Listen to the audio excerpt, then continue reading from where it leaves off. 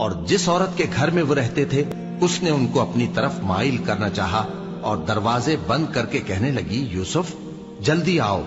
उन्होंने कहा कि अल्लाह पनाह में रखे, वो यानी तुम्हारे मियां तो मेरे आका हैं, उन्होंने मुझे अच्छी तरह से रखा है, मैं ऐसा जुल्म नहीं कर सकता, बेशक जालिम लोग फलाह नहीं पाएंगे। और उस औरत ने उनका कस्द किया और उन्होंने उसका कस्द किया। अगर वो अपने परवरदिगार की निशानी न देखते तो जो होता सो होता। यूं इसलिए किया गया कि हम उनसे बुराई और बेहयाई को रोक दें। बेशक वो हमारे चुने हुए बंदों में से थे।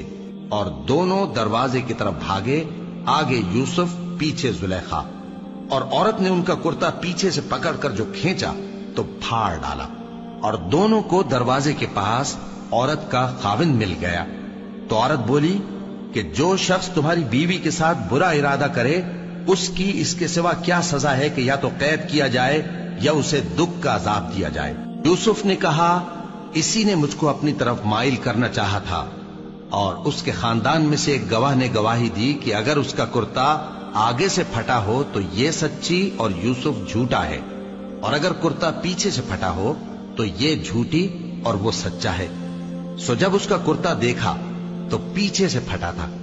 तब उसने जुलेखा से कहा कि ये तुम्हारा ही फरेब है, और कुछ शक नहीं कि तुम औरतों के फरेब बड़े भारी होते हैं। यूसुफ इस बात का ख्याल न कर, और जुलेखा तू अपने गुनाह की बख्शिश मांग, बेशक खता तेरी ही है। और शहर में औरतें गुफ्तगुएं करने लगीं कि अजीज की बीवी अपने गुलाम को अपनी तरफ माइल करना चाहती है और उसकी मोहब्बत उसके दिल में घर कर गई है।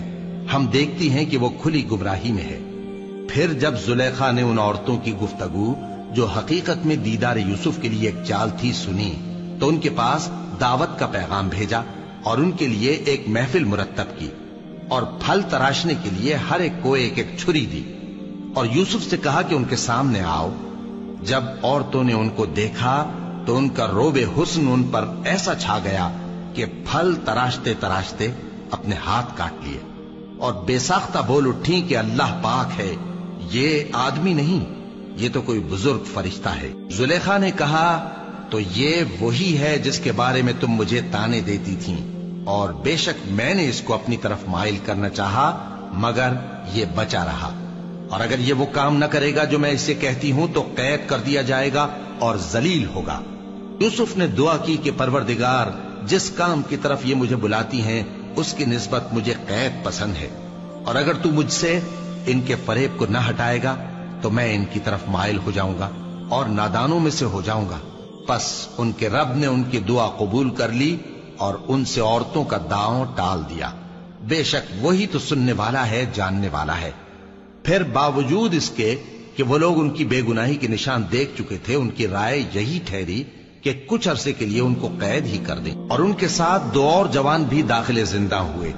एक ने उनमें से कहा कि मैंने ख्वाब देखा है, देखता क्या हूं कि शराब के लिए अंगूर निचोड़ रहा हूं। दूसरे ने कहा कि मैंने भी ख्वाब देखा है, मैं ये देखता हूं कि अपने सर पर रोटियां उठाए हुए हूं और परिंदे उनमें से खा रहे हैं। तो हमें इनकी ताबीर बता दीजिए कि हम तुम्हें नेकुकार देखते हैं। यूसुफ ने कहा कि जो खाना तुमको मिलने वाला है वो आने नहीं पाएगा कि मैं उससे पहले तुमको इसकी ताबीर बता दूंगा। ये उन बातों में से है जो मेरे परवरदिगार ने मुझे सिखाई हैं। जो लोग अल्लाह पर ईमान नहीं लाते और आखिरत का इनकार करते हैं, मैंने उनका मजहब छोड़ दिया है और मैं अपने बाप दादा इब्राहिम और इसहाक और याकूब के मजहब पर चलता हूं। हमें शाया नहीं है कि किसी चीज को अल्लाह के साथ शरीक बनाए।